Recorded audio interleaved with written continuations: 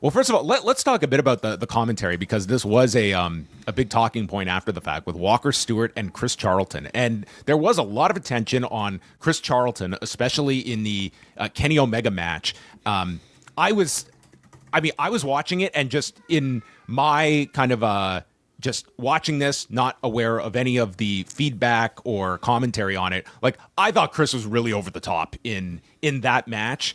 He was really pushing the kind of like New Japan loyalist side of things, which I guess is kind of his role. And if you listen to the promos from Gabe Kidd, I guess Gabe Kidd was kind of steering this in a New Japan versus AEW direction, but I never saw that as Kenny Omega is coming here as AEW to hurt New Japan, or this being some like interpromotional affair. It felt more like, here's our prodigal son that is coming back, and it's Kenny Omega's return.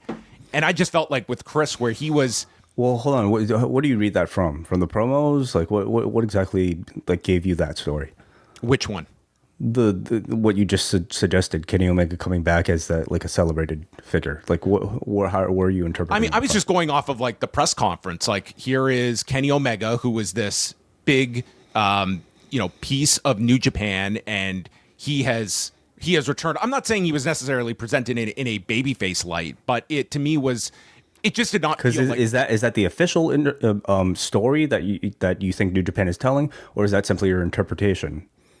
That was my interpretation, because there wasn't a whole lot of a story. Because your interpretation could be very different from Chris's interpretation, or at least, or like, maybe the story that he, Gabe Kidd and Kenny were trying to tell. I can't really say. I didn't watch too much of the material prior to it, but it was clear on this evening they had one story, and the story was Kenny Omega coming back, almost representing, the bully that is AEW, against Gabe Kidd, representing the underdog company in New Japan Pro Wrestling. Like, I haven't seen some of the criticism. Like, what are people like mad at Charlton for? I mean, there was just a lot where he was going off on, like, he was trying to paraphrase Gabe Kidd's sentiment and referring to Tony Khan as a money mark. And then later in the main event, where he was like putting over that there is no comparison between the G1 and the Continental Classic. And I don't really care what people's opinions are. I will say there is a line where when the commentary becomes such a overriding force, I think it's too much then. Like, I don't think the commentary should have such a degree where it is the discourse. Do you feel that way about, like, Nigel when he talks about Bryan Danielson? I don't feel like that's ever like the talking point after, and that it's like I didn't even like, listen, I was not one that like had this like terribly negative response to it, but I did find it to be more so because it was Chris Charlton that is not in that role typically, and is, just denigrating AEW. And I was not viewing this in the lens of a AEW versus New Japan, nor is Gabe Kidd kind of that New Japan. Like, but that's what the match was. In the match, he certainly was that. He was the representative. He had New Japan on his tights. That was a big deal, right? I had no issue whatsoever with the way Chris was calling these matches. I mean, this was the story of the match, and I would argue accentuated the passion and the intensity, and I think the stakes of that particular match, which became an AEW versus New Japan Pro Wrestling match. And like those thoughts on the main event about the C2, he's not wrong. Like, the C2 is not, it's not comparable to the G1. It's half a G1, if anything. So I think I don't think he was saying anything all that controversial. Now, I also did enjoy having Rocky there play the balance.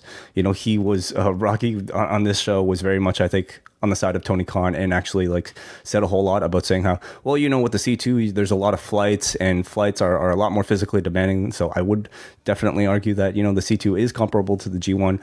I mean, all of it I just found to be engaging storytelling commentary. Well, if that's how you felt about it, like, listen, I didn't see it as a strong negative, but to me, it was just very out of character of Chris Charlton. And but this is a special show. This is but like in this match, certainly the Gabe Kidd Kenny match, they were framing it as an AEW versus New Japan. Well, I don't think we can cherry pick about the lack of promotion and how this wasn't built up like that. And then in the actual match setting, suddenly it is the story. Gabe Kidd built it up that way. I think there was elements of that. I didn't really take it to be, though, that this was... But did it work for the audience? The story clearly did work for the audience. We're not debating that. We're talking about the commentary. All I'm going to say is that there was plenty of pro and negative to it, and it was a pretty discuss point after the fact.